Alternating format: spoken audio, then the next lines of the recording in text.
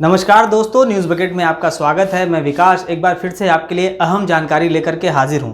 आज की पीढ़ी आपातकाल के बारे में जरूर सुनती है, लेकिन उस दौर में क्या घटित हुआ, इसका देश और तब की राजनीति पर क्या असर हुआ, इसके बारे में बहुत कम ही लोगों को पता है। 30 जून की वो रात देश की आत्मा को कुचल दिया गया था।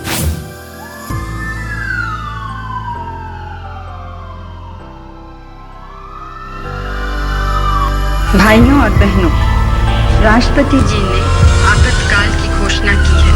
ये क्रांति है मित्रों, और संपूर्ण क्रांति है। अब से 45 वर्ष पहले यानी 25 जून की आधी रात 1975 से 21 मार्च 1977 तक 21 महीने के लिए भारत में आपातकाल घोषित किया गया था। स्वतंत्र भारत के इतिहास में यह सबसे विवादास्पद और अलोकतांत्रिक समय था। तत्कालीन राष्ट्रपति फखरुद्दीन अली अहमद ने तत्कालीन भारतीय प्रधानमंत्री इंदिरा गांधी के कहने पर भारत संविधान की धारा 352 के अधीन आपातकाल की घोषणा कर दी। आपातकाल में चुनाव स्थगित हो गए तथा नागरिक अधिकारों को समाप्त करके मनमानी की गई। इंदिरा गांधी के राजनीतिक विरोधियों को कैद कर लिया गया और प्रेस पर प्रतिबंध लगा दिया गया। प्रधानमंत्री के बेटे संजय गांधी के नेतृत्व में बड़े पैमाने पर पुरुष नसबंदी अभियान चलाया गया। जयप्रकाश नारायण ने इसे भारतीय इतिहास की सर्वाधिक काली अवधि कहा था। जयप्रकाश कौन थे? इसका एक ओजपूर्ण परिचय रामधारी सिंह दिनकर की उन पंक्तियों से मिलता है जो उन्होंने 1946 में जयप्रकाश नारायण के जेल से रिहा होने के बाद लिखी थी और पटना के गांधी मैदान में जयप्रकाश के स्वागत में उमड़ी लाखों लोगों के सामने पढ़ी थी। सन 1946 की यह कविता रची जाने से पहले जयप्रकाश नारायण की युवा अवस्था बेहद तूफानी रही है।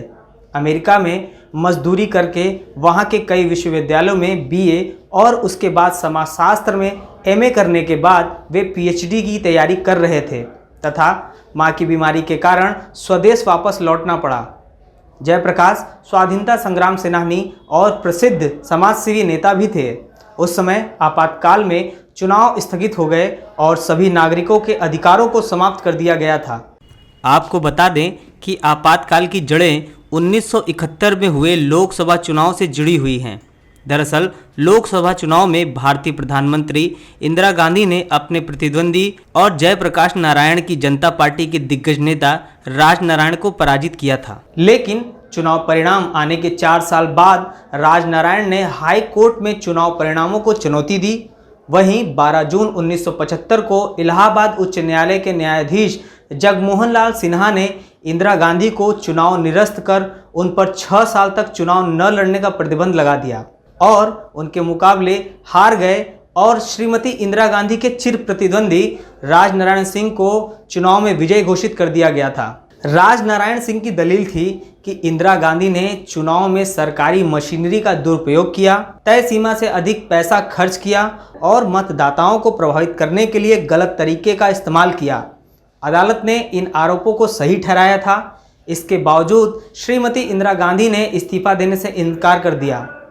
तब कांग्रेस पार्टी ने भी बयान जारी कर कहा था कि इंदिरा गांधी का नेतृत्व पार्टी के लिए अपरिहार्य है। इस दिन गुजरात में चिमन भाई पटेल के विरुद्ध विपक्षी नेता जनता मोर्चे को भारी विजय मिली।